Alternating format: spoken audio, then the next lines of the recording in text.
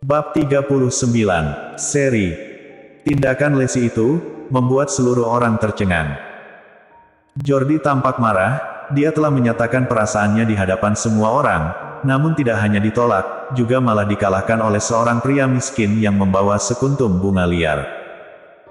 Melihat Jerry dan Lassie pergi, Jordi melemparkan bunga mawarnya dengan marah ke lantai, dengan mata merah ia menggerutu, "Jerry Yang, aku tidak akan melepaskanmu." Jerry menyetir mobil, Lassie duduk di sebelahnya, memegangi bunga liar kecil itu di tangannya, tatapan matanya tampak lelah, melihat keluar jendela, entah apa yang sedang dipikirkannya. "Kau kenapa?" tanya Jerry tiba-tiba. Setelah itu barulah Lassie tersadar, ia menggelengkan kepalanya, "Tidak apa-apa, ayo kita pergi jemput Happy." Baik, tepat sekali dengan keinginan Jerry. Namun hatinya agak sedikit merasa khawatir, Lassie tampak memiliki beban, tapi tidak bersedia mengatakannya. Tak lama, mereka pun tiba di Blue Sky Kindergarten. Saat Happy melihat ayah dan ibunya menjemputnya bersama, ia merasa senang bukan kepalang, dia masih ada di dalam, namun langsung berteriak bersemangat, "Papa! Mama, aku di sini. Apa kalian melihatnya? Itu adalah papa dan mamaku, mereka datang menjemputku bersama." Setelah menyapa ayah ibunya, Happy memamerkan kedatangan mereka pada teman-temannya. "Ini adalah waktu untuk menjemput anak-anak, guru mereka akan memanggil nama anak satu persatu, lalu mempersilakan orang tua mereka untuk menjemput mereka." Jerry yang sedang berbaris melihat putrinya yang tampak bahagia itu, hatinya merasa sangat bersalah. Saat sang guru memanggil nama Happy, belum sampai Jerry maju ke depan, Happy langsung memanggilnya dan berlari ke arahnya. Jerry menggendong Happy dan berputar satu putaran di tempat, dengan tersenyum ia berkata, "Apa kau merindukan papa?" "Rindu." Happy memeluk leher Jerry, sambil berkata dengan riang.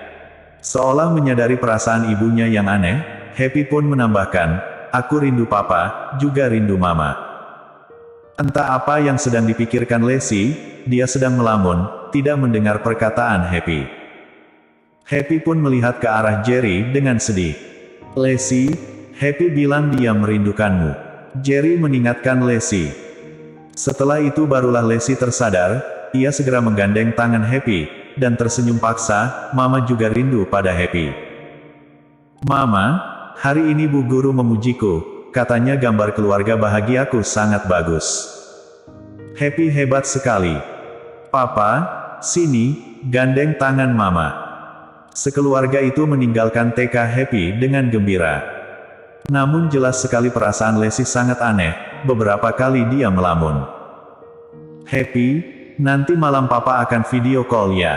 Saat berpisah, Happy sangat tidak rela, Jerry pun segera berkata akan video call, setelah itu barulah putrinya merasa senang. "Jerry, malam ini aku ada urusan, mungkin agak terlalu larut pulang ke rumah, tidak bisa video call," kata Lassie. Jerry sedikit terkejut, entah semalam ini, Lassie akan pergi kemana.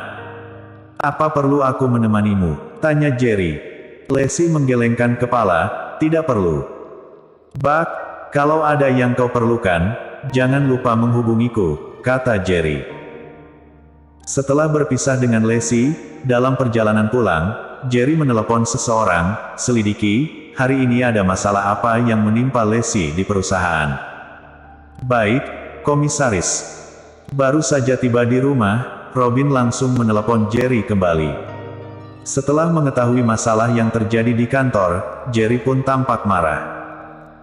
Sejak kembali ke Jiangsu, sudah berkali-kali dia tidak bisa mengontrol emosinya, setiap kali selalu karena Lassie dan putrinya. "Dasar wanita bodoh, apa kau tidak tahu semua milikku ini adalah miliknya? Kenapa tetap diam saja saat diganggu orang lain?" Jerry sangat marah. Lalu, ia pun memutar balik mobilnya. Saat grup Sanhe baru saja didapatkan oleh Jerry, ia langsung membersihkan seluruh orang dari keluarga Qin. Namun demi perkembangan perusahaan, dia tidak bisa memecat semua orang, oleh karena itu dia menyisakan beberapa orang karyawan. Saat Lassie masih merupakan komisaris, dia sangat tegas terhadap karyawan perusahaan, banyak sekali yang ia buat marah, sekarang dia malah ingin mulai dari bawah. Bisa dibayangkan, seberapa banyak halangan yang akan ia temui.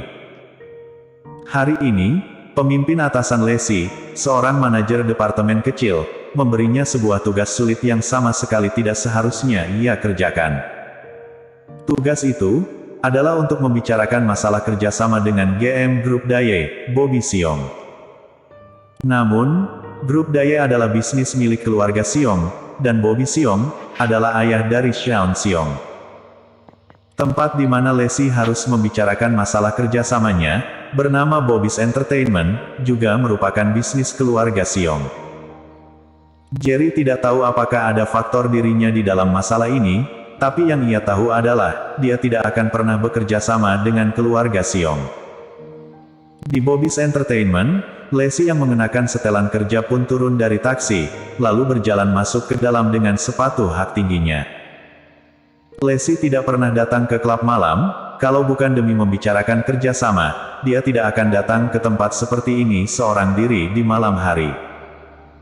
Halo, aku Lacey Kim dari grup Sanhei, GM Seong kalian mengundangku kemari untuk membicarakan masalah kerjasama. Setelah memasuki lobi, Lacey berkata pada seorang resepsionis. GM Seong sudah menunggu Anda, ku bawa Anda ke sana, kata resepsionis itu sambil tersenyum. Awalnya Lacey mengira bahwa Bobby's Entertainment memiliki kantor, namun tak disangka dia dibawa ke sebuah ruang VIP di lantai tertinggi. GM Seong, Nona Kim sudah datang.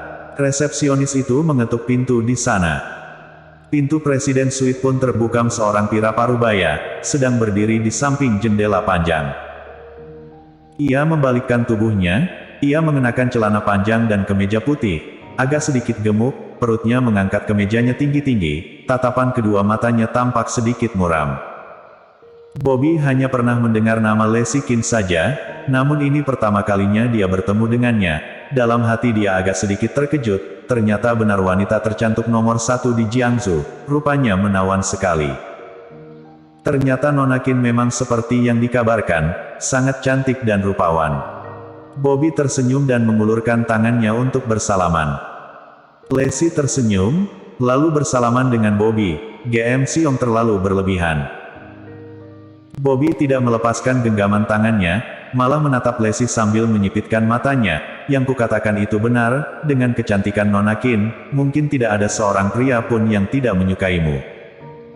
Perkataan itu agak sedikit belak-belakan, Lacey mengerutkan alisnya, mengerahkan sedikit tenaganya, barulah setelah itu ia dapat melepaskan tangannya. Dia sudah merasa bahwa kerjasama ini tidak akan lancar. Kalau bukan demi grup Sanhei, hanya dengan tindakan Bobby ini, dia pasti sudah pergi dari sini. GM Seong, kita bicarakan urusan yang penting dulu ya. Kurasa perkembangan grup Sanhei saat ini sedang baik-baiknya, grup Yanchen dan keluarga Su sudah mengajak kami bekerja sama. Mulai saat ini, masa depan grup Sanhei sangat cemerlang.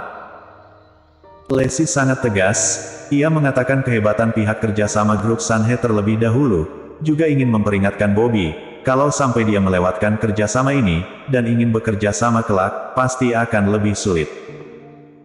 Namun mana mungkin ia tahu, bahwa Bobby sama sekali tidak pernah berpikir untuk bekerja sama dengan grup Sanhei, melainkan hanya ingin balas dendam. Aku mengerti maksud Nona Kim, dapat bekerja sama dengan grup Sanhei, adalah sebuah kehormatan untukku, kata Bobby sambil menyipitkan matanya. Lacey tidak mengerti maksud perkataan Bobby ini.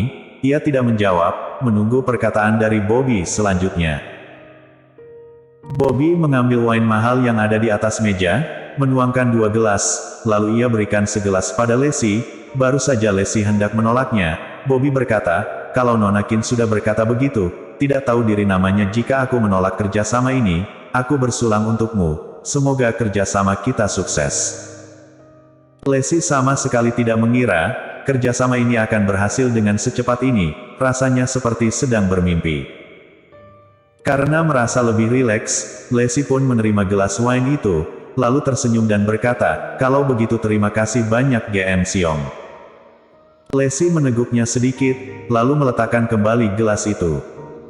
Setelah Bobby meletakkan gelasnya, ia bersandar ke belakang, lalu duduk dengan posisi yang nyaman. Ku dengar suami Nona Kim, adalah Jerry Yang.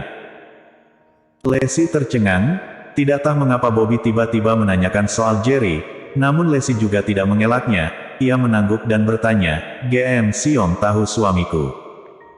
Bobby tersenyum, "Tentu saja kenal, hubungan kami cukup dalam." Saat Yumi hampir dilecehkan malam itu, Lacey tidak mengetahui nama Sean Siong. Tentu saja dia juga tidak tahu bahwa mereka berdua adalah ayah dan anak. "Entah bagaimana kalian saling mengenal," mengungkit Jerry. Lacey pun mulai tertarik. Bobby tersenyum aneh, entah apa Nona Qin pernah mendengar berita kejadian yang terjadi di mansion nomor 1 beberapa hari yang lalu. Lacey sedikit bingung, tentu saja dia tahu kejadian itu. Fred dan salah satu anak dari keluarga Siong melakukan adegan dewasa. Keluarga Siong. Bobby Siong. Tiba-tiba Lacey pun langsung menghubungkan keluarga Siong dan Bobby Siong di dalam kepalanya, lalu ia memikirkan kejadian yang terjadi di mansion nomor 1 beberapa hari yang lalu, sepertinya dia bisa menebak sedikit. Hari ini saat manajernya memberinya tugas ini, dia hanya memikirkan untuk membicarakan masalah kerjasama grup Sanhe dan grup Daye, namun ia tidak tahu bagaimana hubungan grup Daye di belakangnya. Sekarang, barulah dia menyadari ada yang tidak beres. Sepertinya Nona Qin tahu akan kejadian itu, suamimu lah, yang membuat anak tidak bergunaku itu, menjadi bahan tertawaan seluruh Jiangsu. Belum sampai Lacey membalas, Bobby sudah mengatakannya, namun wajahnya tetap tampak tersenyum, seolah tidak marah sama sekali. Ia melanjutkan, "Nona Qin, menurutmu, kalau aku juga berhasil membuatmu menjadi pusat perhatian di Jiangsu, berarti skor kita serikan."